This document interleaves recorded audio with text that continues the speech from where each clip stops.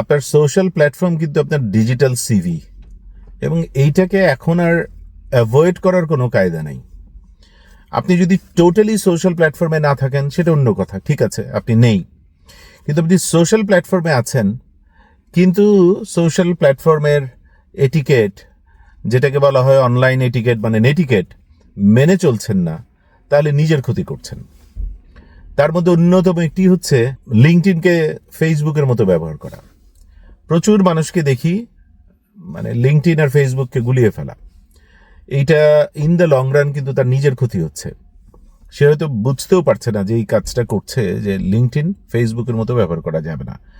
But পাশাপাশি ফেসবুকেরও গুরুত্ব কম নয়।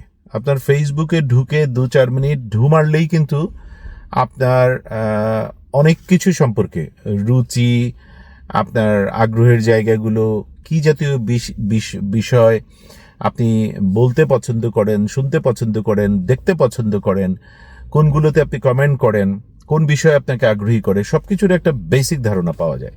এবং এই কারণে ইদানিংকার বছরগুলোতে অনেক দেশ ভিসার ইন্টারভিউর ডাকলে বা অ্যাপ্লিকেশনের সময়ে সোশ্যাল প্ল্যাটফর্ম জানতে চায়, মানে ফেসবুকের লিঙ্ক চায়।